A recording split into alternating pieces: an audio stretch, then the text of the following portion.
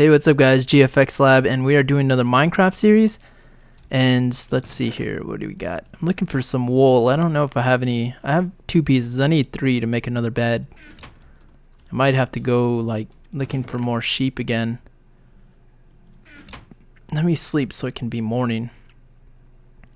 Anyway, I was reading some more stories about Zen, and there was this. All right, I can give you guys a story.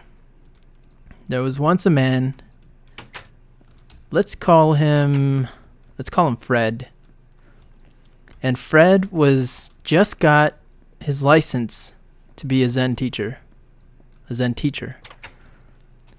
And he went he went to a temple. He went to just a house. He went to a house and there was a Zen master there.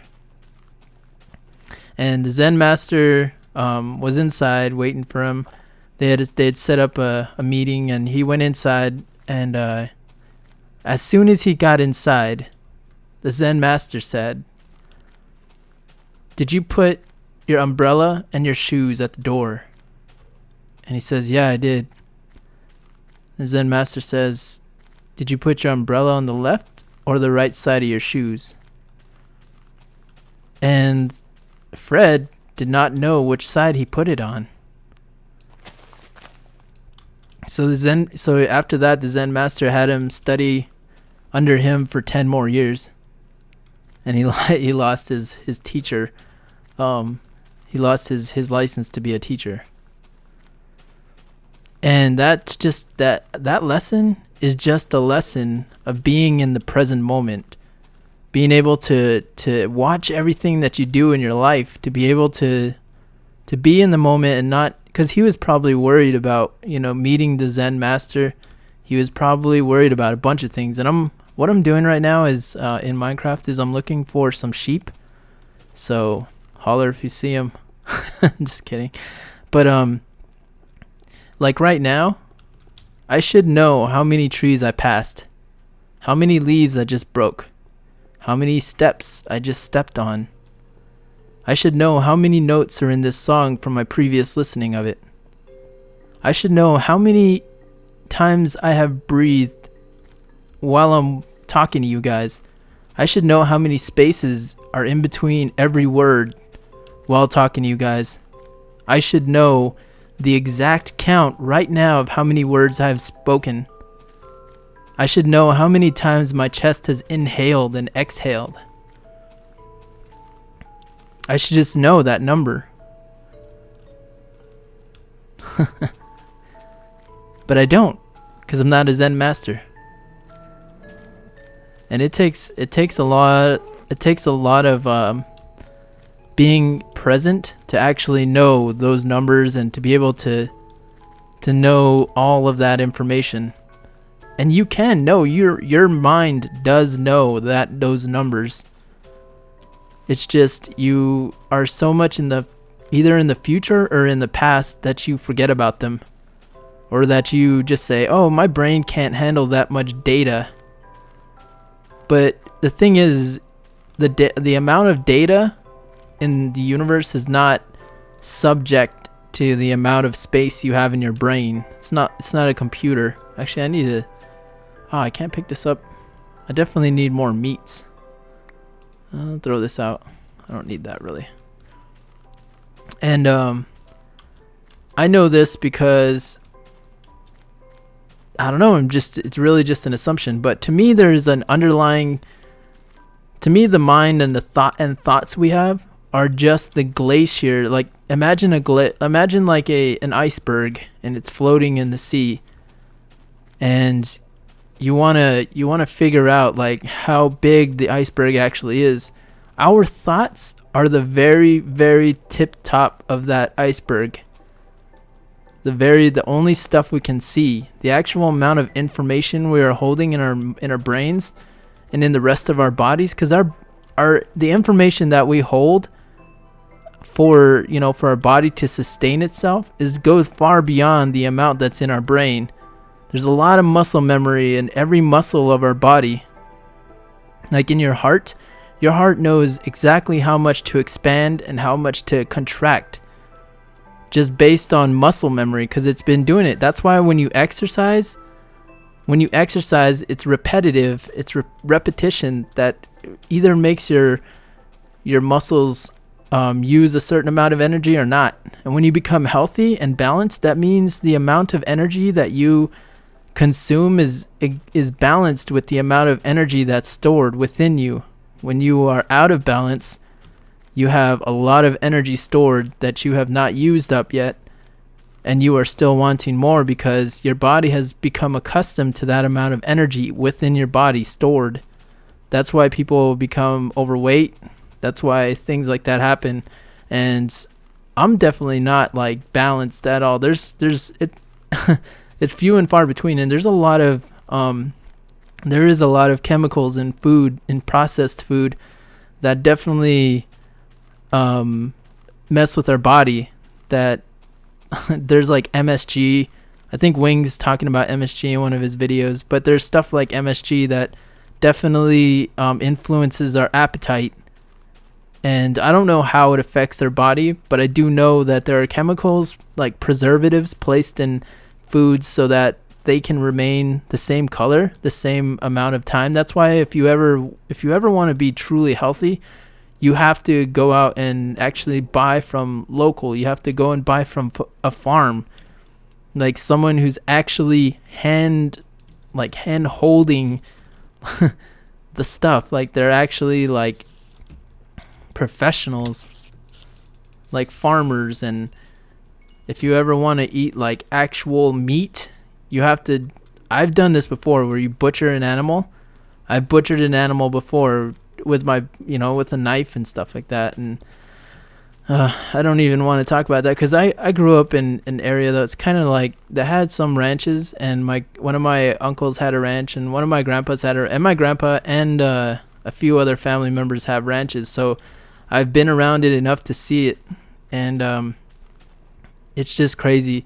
I've been trying to practice how to be in the now, in the moment, just so I can listen to people and be able to feel out, not by assuming what they're trying to think or what they're trying to say, but just pure listening without coming up with my own ideas, without like sitting there trying to think like, how can I rebuttal this person? Or just so I'm not standing there waiting for them to stop talking, because that's bad. That's really not listening to somebody. And I've been guilty of that myself plenty of times, where I've sat there and waited for somebody to stop talking. And, you can see it on a person's face when they're like just waiting for you to stop talking. There's a lot of people I know that are like there's a lot of women I know that do this, where they'll be talking to you, and the entire time they're thinking about what they're going to say in return, or they're going to assume that you're assuming something. And then all of a sudden it becomes this war of miscommunication. So for me, the way I've been able to handle like my business, the advertising field, is I've been sitting there and waiting, patiently, not waiting, but patiently just taking in all the information that they are saying, that they are trying to actually spew out. And I generally, whenever a client comes to me and wants me to talk about a certain item, or they want me to talk about their products, I definitely don't interrupt them. I try and remain calm and just allow them to speak. And then when they're done speaking, then I take my time to digest all of the information that I've been subjected to. And then I make my decision after that. That's how I've been able to be the designer that I have been. And it doesn't happen all the time, because it is definitely hard to do that every time. So my goal is just to be in the moment every time. There is no real goal to it. It's just practice. And then when you become good enough and you become in tune with everything around you, then everything becomes perception, and you start to understand that everything that you see in life is all just an amount of data. And I see like a gold mine of sheep right here. So it is just, just wait, like not waiting, but like practice.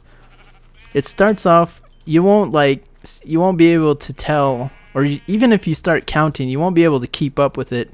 The reason you won't be able to keep up with it is not because you can't, but because it's already stored and you're just double storing it in your mind. And I'm not going to prove anything with scientific fact because I'm not a scientist, but just based on a lot of experience and people I've been in contact with, it seems like they have this ability. I know a few people who definitely are in the moment all the time almost. It seems like it.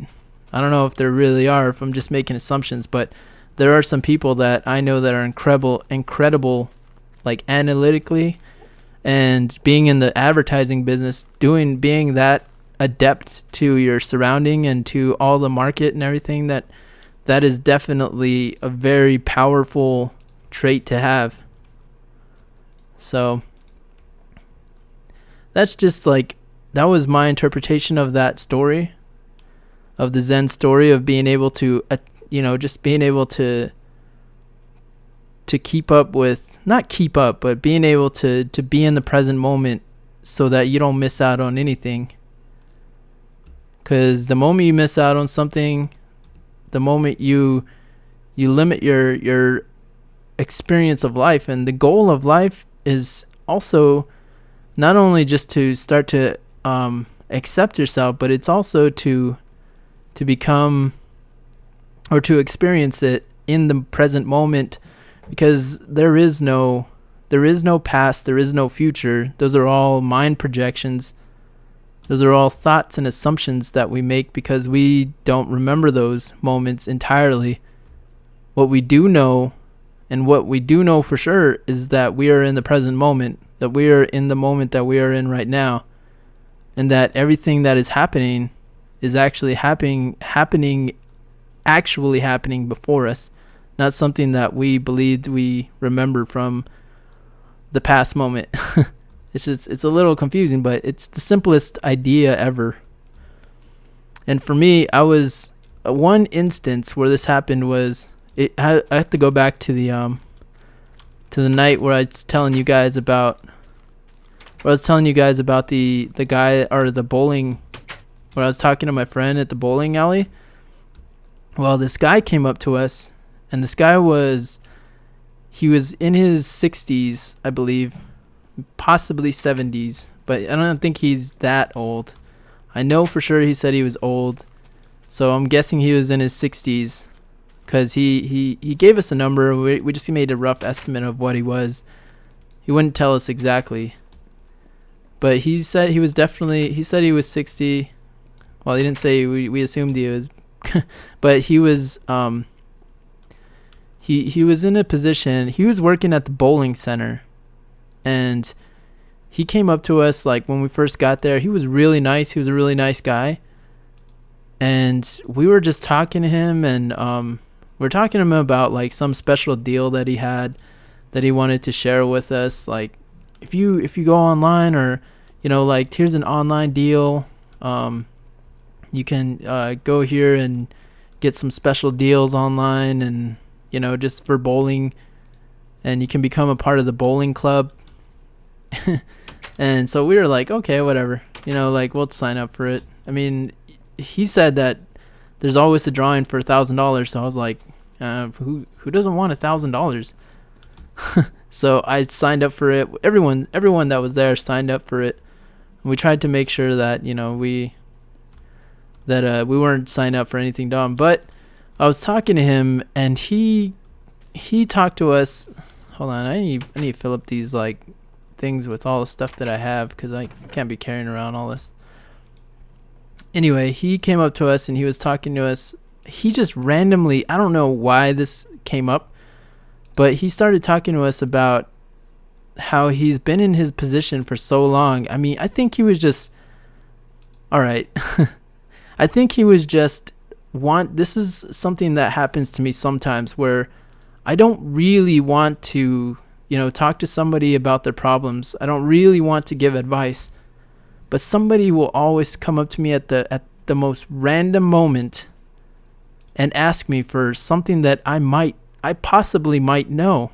And this is one of those instances where this guy came up to me. I had no clue who he was.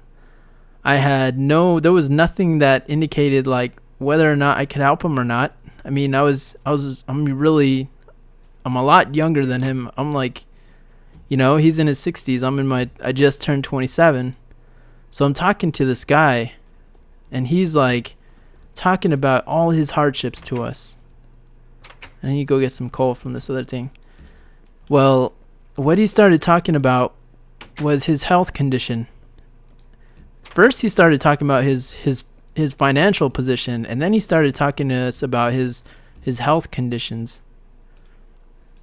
And I really wasn't ready for this, because we were at the bowling center having fun, and we weren't there for anything deep or anything like that. We were just there to have fun.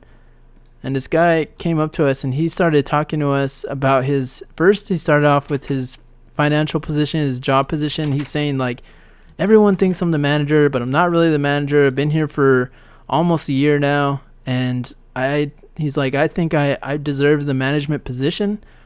He was talking about how he used to be a bartender, but he doesn't do that anymore because he just got tired of the industry. And that happens a lot. Like, I got tired of working in advertising, but I'm still doing it.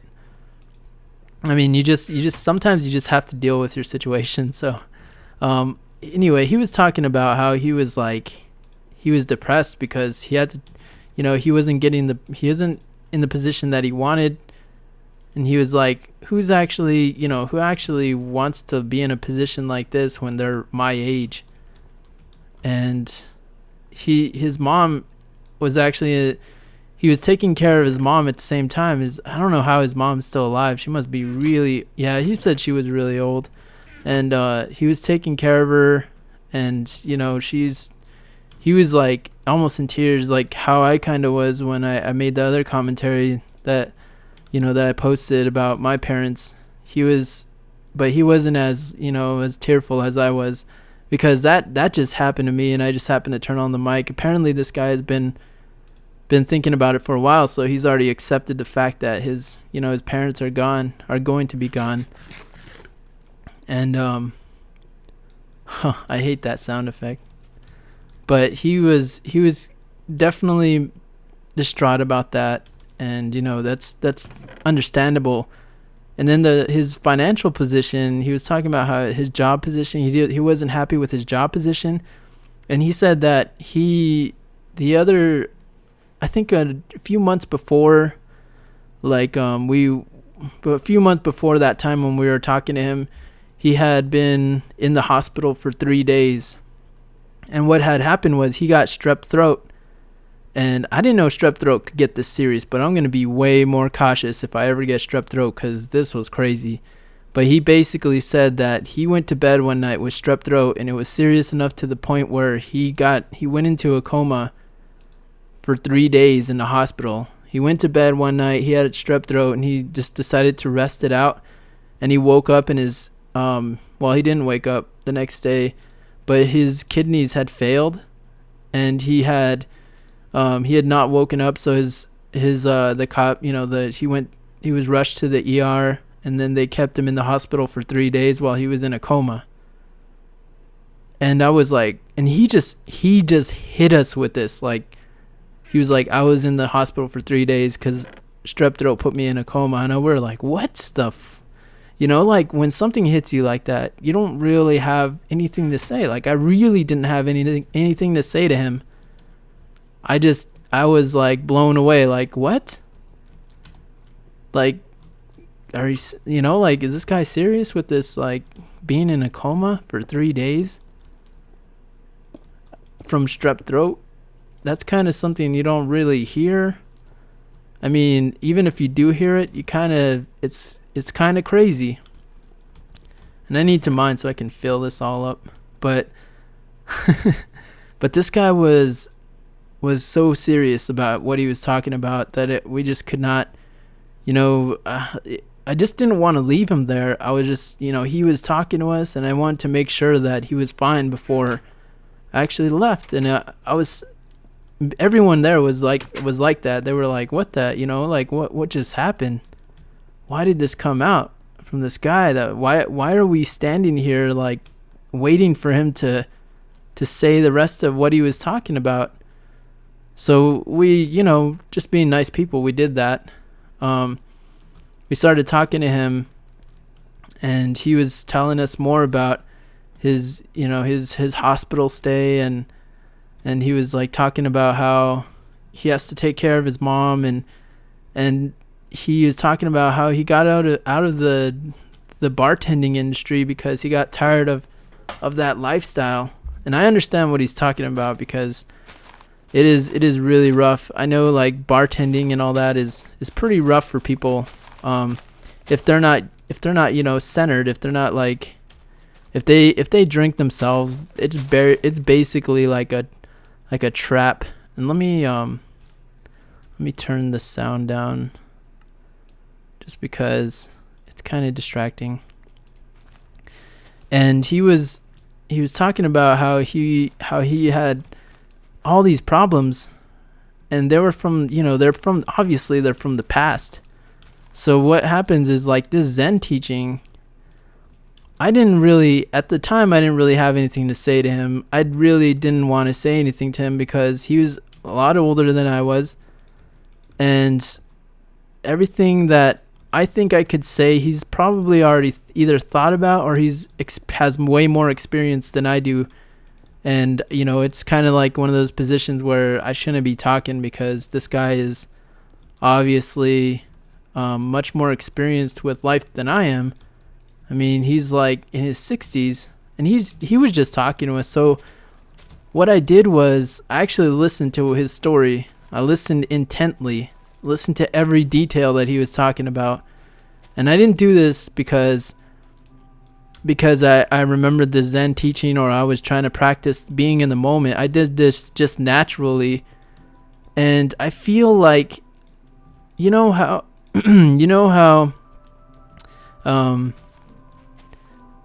how there's like a lot of energy in people that are unbalanced, like I said before, from eating. Well, I believe that there are some people who are balanced mentally, and that they have enough, their body is used to consuming a certain amount of energy. And, if say like a skinny person got fat, they can easily, if they're used to not being fat, they could probably, take someone else's weight on and carry it themselves and lose the weight for that person. That's just that's just a concept, not really like the truth, because obviously if you're fat, there's no way you can put it out on somebody else. But someone else's body who's more adept would freak out and try and get rid of that weight as fast as it can, and you probably go on a super weight diet or something that you've already been on. Because obviously if you're skinny and you're healthy, not like skinny as in like skinny from just naturally skinny. I'm talking about like if you were fat and you got skinny after a certain amount of time. Well, imagine if you gave someone that, you put all that weight on somebody else, and that other person was able to manage it better and be able to manage a diet. Well, wouldn't they be more adept to actually handling all that pressure? I feel like, not to say that he was more mentally unstable than I am, because I'm pretty unstable, to be honest.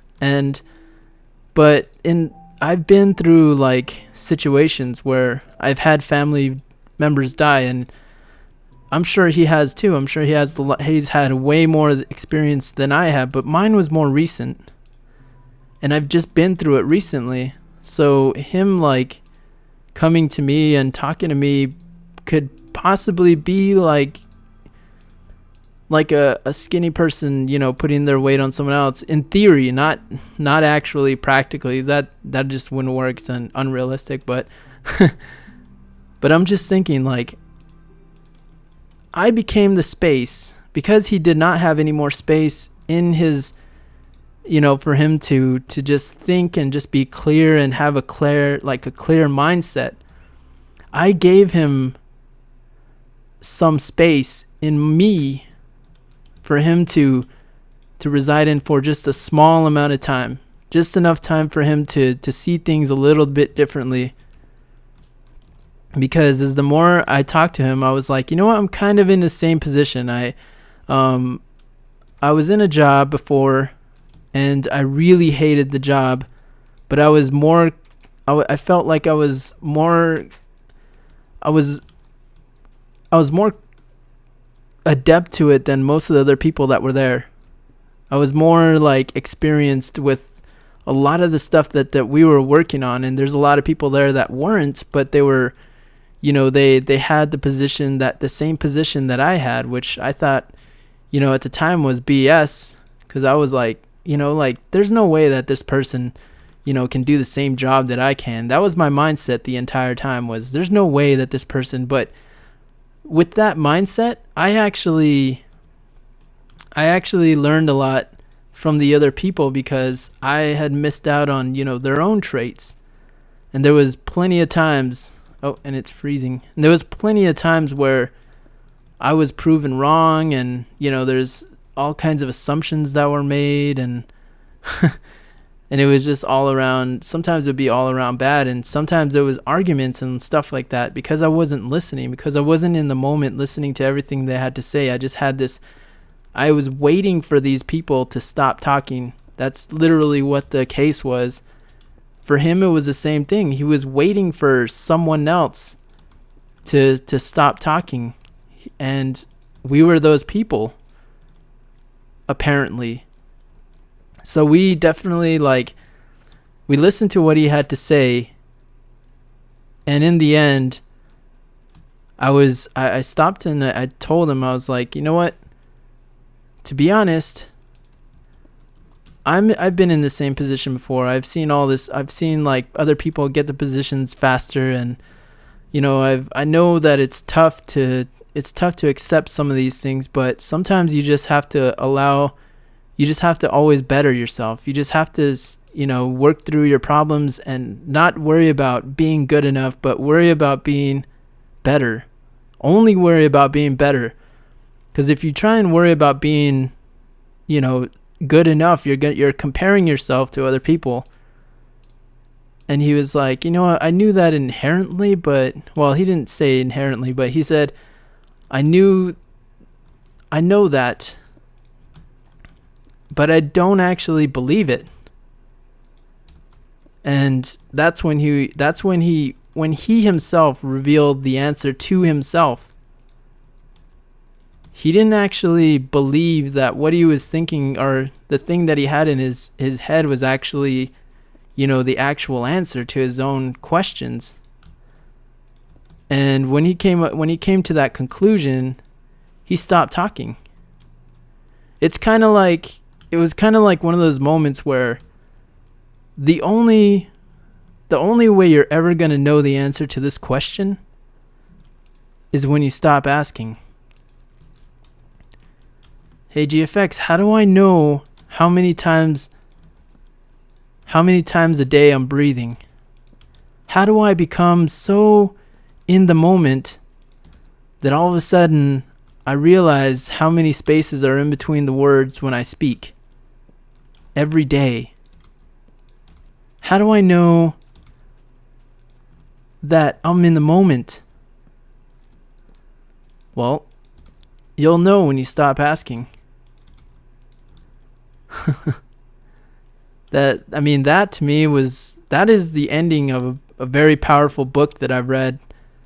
And it didn't include the man that I'm talking about. The man I'm talking about was a guy I met at the bowling alley, but it was the same instance. For him, he was asking the question over and over and over and over. And he didn't realize that the only way he'd ever realize the truth is when he actually believes his experience, and he actually accepts what he was doing in his life, with his job and with everything, his mom, and just all the hardships that he had. When he finally accepts that all of that exists, then he might see the answer. It might be clear to him.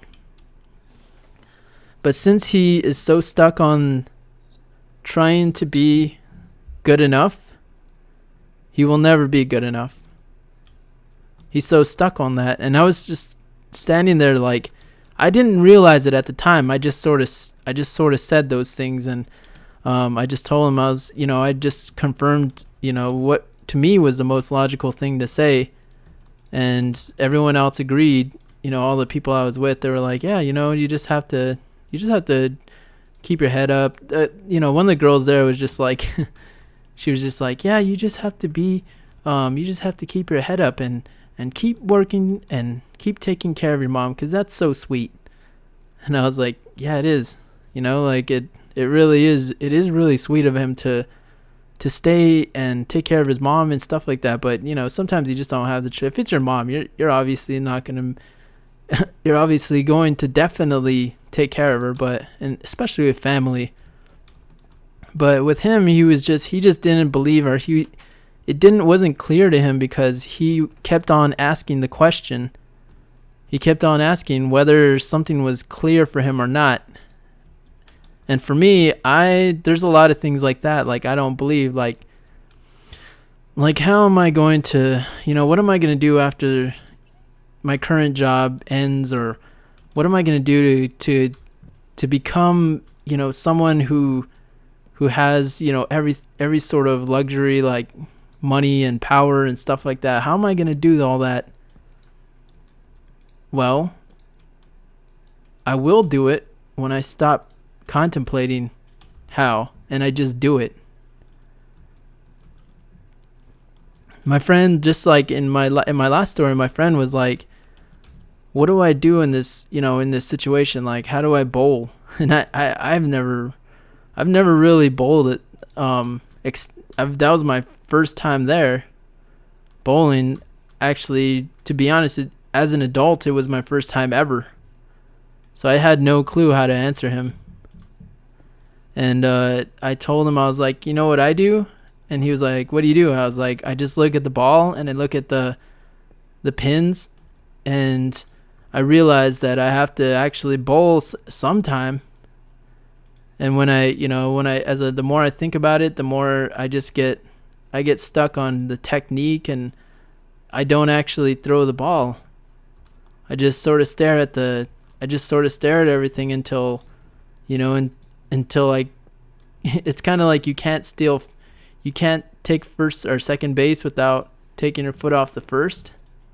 It's that same whole thing. You really just have to do things sometimes. And for me, like, as easy as that is to comprehend, it's hard to believe when you're actually doing something that requires like a lot of, like, it has like a hefty load to it, because your mind is always continuously thinking like, what if I fail, or what if this happens? Oh, and I still had stone. So that's just something I thought about today, because the guy came up in my mind for some reason. And it's freezing again. God. Anyway. If I was more present, that would definitely not affect me at all. I would actually enjoy that time. It gives my eyes to rest. Maybe that's what it is. You also have to be more observant of the way you become more observant is like I said, like, you just stop thinking about how am I going to stop reacting to things immediately, and just start observing things. Just start becoming more present and more aware of life, is really when you just stop asking how to do it. So as far as what I think about that Zen teaching, that's my, like, sort of way of dealing with that lesson, or those ideas, is basically just to be in the present moment. I myself definitely need a lot of practice. So and it does take a long time to to actually become those, to get those skills, but it doesn't have to. It actually can happen right now. The only reason it would take a long time is because it's like your muscle memory for your brain and the thought patterns in your mind are all like they're all unbalanced, and they're so used to expanding and contracting and taking all that data. They're so used to like trying to to do all that processing and the certain amount of processing that you need, that you need for just for everyday life. And it's so used to that it's not going to allow you to actually get it right away. That's why it takes repetition. It takes a lot of practice. It takes time for your mind to get fit to be balanced and to be able to actually, just calm down and just observe. It takes time for your brain to do that. It takes your brain is a muscle. But eventually, if you work it out enough and you're in the present moment enough, it will come around and it will become the tool that I described, the tool that it's kind of like in Limitless or whatever, the way that, I don't know if you guys have seen that movie, but the way this guy functions is that he uses a drug, and this drug is apparently gives him the power to be able to access 100% of his brain. And with, he's able to deduce like all the things that he's seen in his life. He's able to pull up that in like a mini database, and he's able to use all that to basically become the ultimate man. Well, you can do that naturally if you just, use your brain and practice it. And the reason why I'm kind of hesitant on it is because I myself am still struggling to believe it. And I noticed that. So when the moment I stop hesitating, the moment I take my foot off first base, is the moment when that will actually start to manifest itself, and I'll start to become more balanced with it and the idea of it. And maybe one day it'll happen where, see, the thing is, like, I'm going into the future right now saying one day. That's another issue is assumptions and projections that, that can hold you back. But there are some assumptions and projections that will definitely help you stay centered. Especially, that's why religion was created, was to create assumptions for the future that will keep you balanced mentally. That's why they say stuff like, if you're a good person, you will go to heaven. If you're a bad person, you will go to hell. That's basically saying that if you make bad judgment calls, you will go through a lot of trouble. You will be in trouble constantly.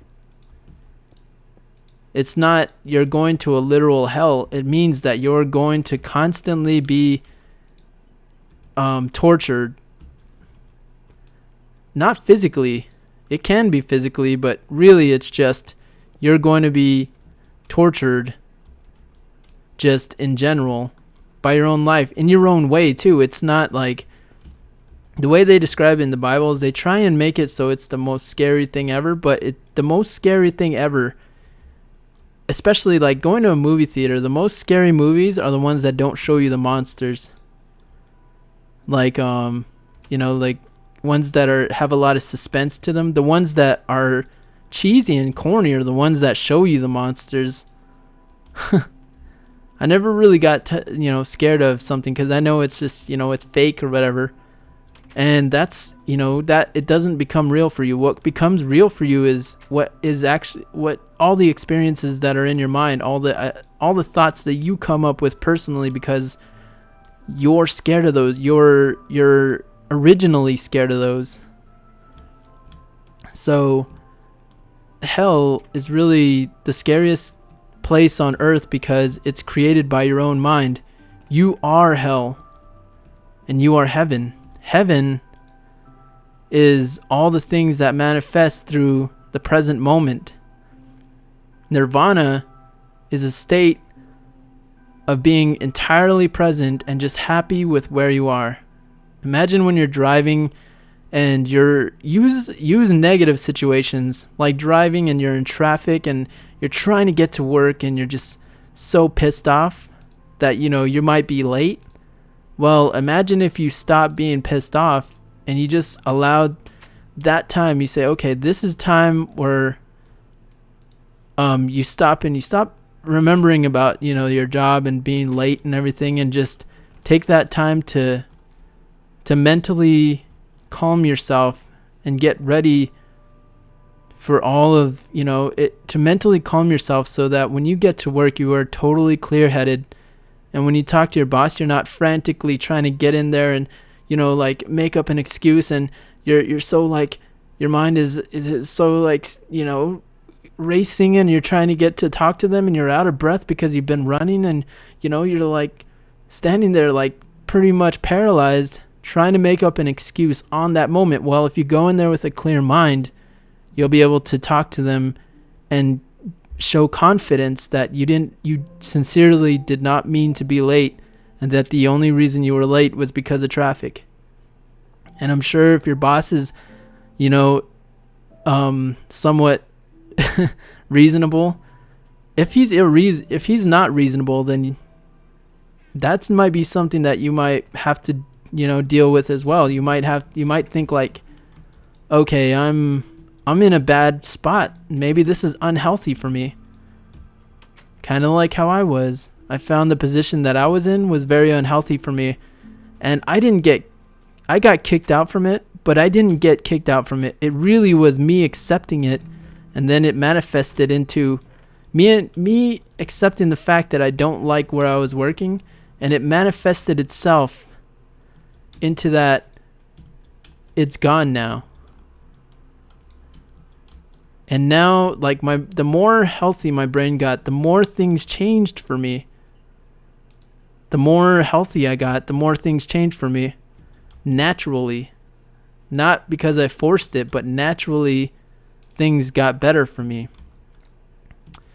And with that said, I really hope you guys got something from this, because to be honest, like, this has just been something that I've recently come across in my own mind. So it's not as clear as I could have probably said it. I could have probably said it in less than 5 minutes, even less than that, maybe even in one line if I actually sat down and tried to write something about it. But I'm not going to do that, because that's not what Mindcraft is about. Mindcraft is about what happens in my mind, and I just speak about it. And then, like, I was thinking about that Zen teaching, because I was reading a bunch of those Zen teachings, and that was the one that hit me on the head. That was the one that was like, okay, this makes total sense right now in the position that I'm at. Now, how do I explain it to an audience of people? Well, I think that is enough for now. So guys, I hope you guys are able to bring yourself into the moment more often. And the only way, like I said, the only way you can do it is just to do it. Because there's really no other way of being able to get to that degree of mental balance. Anyway, I've run out of glass, so I'm gonna have to go on a sand escapade next time I come onto Minecraft, and because I definitely want to fill up this roof, and I will have another building in here. I don't know how many buildings I'll make, but I do want to make like that one. I don't know what I'll make that one.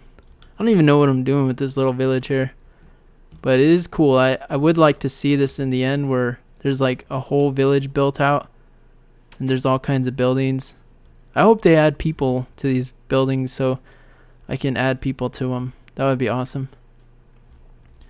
But I hope you guys got something out of that. I mean, to be honest, if you want to look up more teachings about Zen, you can, just check them out and just search for Zen stories in Google. I'll actually go back to this start. I'll use this as my starting room right here. This is a good starting room, I think. There we go. Keep throwing these. and that's not the right tool. See, I'm thinking about ending the video right now. I'm not even thinking about what I'm doing. But with that said, I hope you guys have an amazing day, and peace out.